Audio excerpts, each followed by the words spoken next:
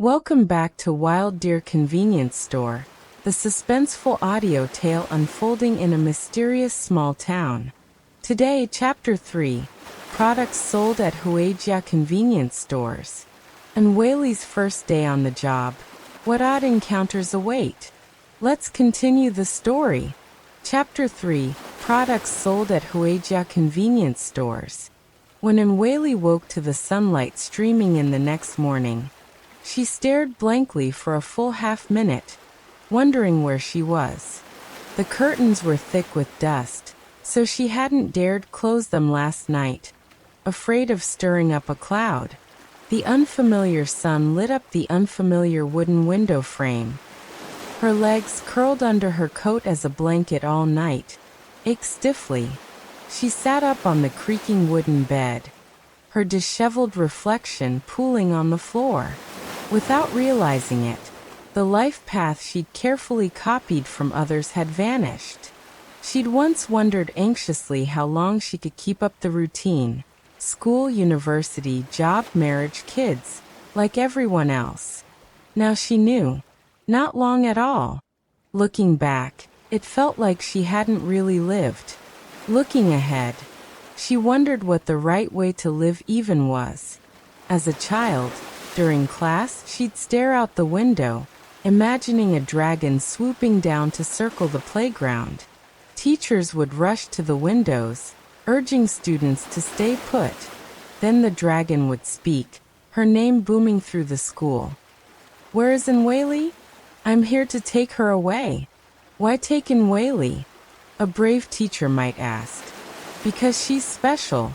A different world awaits her," the dragon would reply. Anwei Li looked up now, spotting only a spiderweb in the ceiling corner.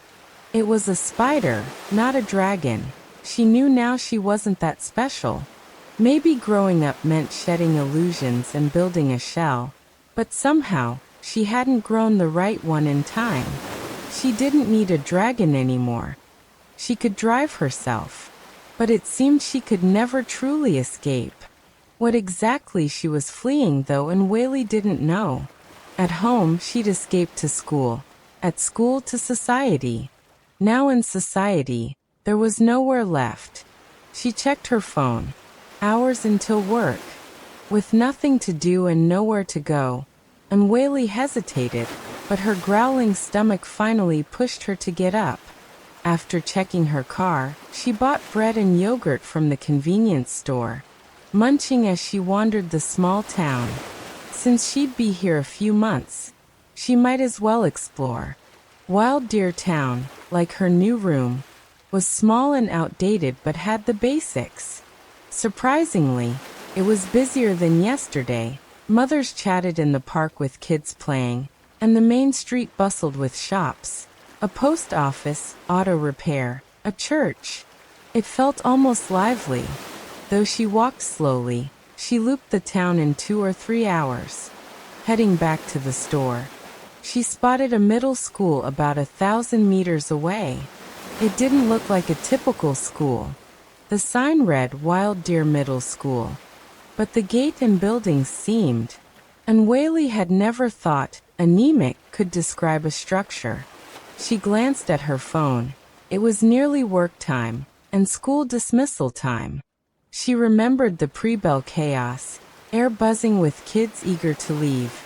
But Wild Deer Middle School was silent. Through the gates, it looked deserted, like an abandoned anthill. "Must be closed," Anwei Li muttered.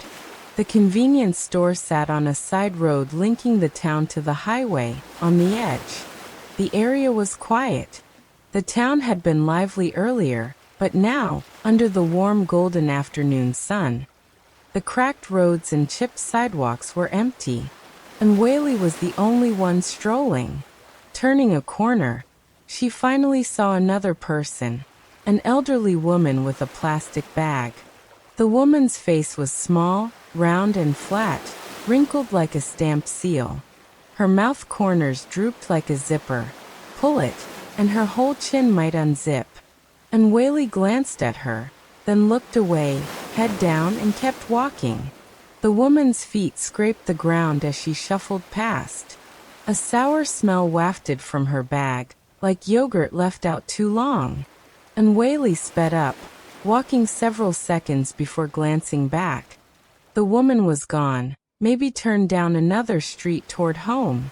Breathing easier, she turned forward, realizing she'd timed it perfectly. The store was a block away, 15 minutes to prep for work. She'd never worked retail before, and being alone felt odd. Her thoughts paused.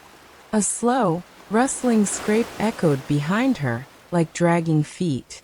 The path was narrow, and Anwei Li stepped aside to let them pass. Out of the corner of her eye, she saw sparse white hair on a gray scalp, exposed like a scar. The elderly woman, bag in hand, shuffled backward, sideways beside Anwei Li. Her mouth still drooped deeply on her wrinkled face. The bag rustled. Under heavy eyelids, one eye rolled toward Anwei Li. Anwei Li gasped sharply, startling herself. The woman jerked her head, eyes meeting hers. Her cloudy gaze scanned Anwei Li's face before her zipper mouth slowly opened, as if to speak. "Hey!" a voice shouted from behind. "Why aren't you home yet?" Anwei Li turned instinctively. A second-floor window opened nearby. A woman leaned out, yelling at a running teen. "What are you doing? Get in. Home this late. I'll deal with you." Mid-sentence, she sensed Anwei Li's gaze and glanced over. As if feeling his mom's look, the boy in uniform glanced too. Mother and son jerked away like slapped the moment they saw her. "Hurry, come in," the woman said, vanishing inside. The boy dashed through the door, slamming and locking it. Silence followed. After a confused beat, Anwei Li realized.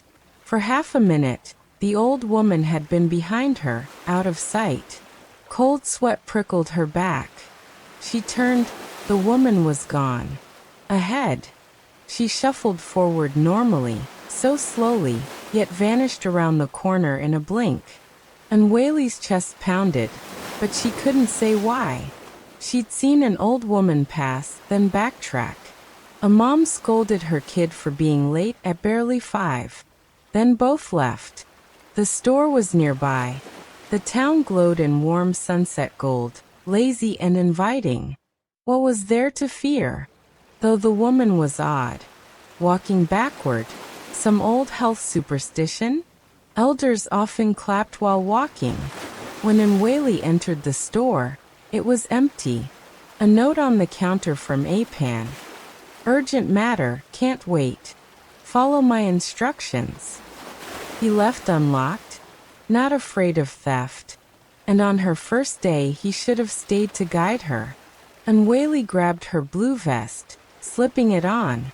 She hurried behind the counter, following the note and yesterday's memory to handle the handover. Whether she got the cash right or missed something, only time would tell. Glancing up, the clock read 5:20. "Hello." A suited man appeared from the aisles, startling her. When had he entered? He set a new basket on the counter. "Checkout." Anwei Li's first customer. Nervous, she aimed for polite professionalism, surprised anyone was here. "Okay, right away. Oh, 2 ice creams, a lighter." "You don't have to list them," he chuckled. "Oh, right." Anwei Li said, scanning peaches embarrassed. "First day bit hectic, huh?" For some reason, the peach barcode wouldn't scan. No price popped up. "I'm so sorry, I can't figure it out," she apologized after trying everything, including shelf checks. "Could you come back tomorrow for the peaches? I'll tell the manager." The man was understanding, though disappointed, and left quickly. As he exited, Anwei Li realized he hadn't bought the rest.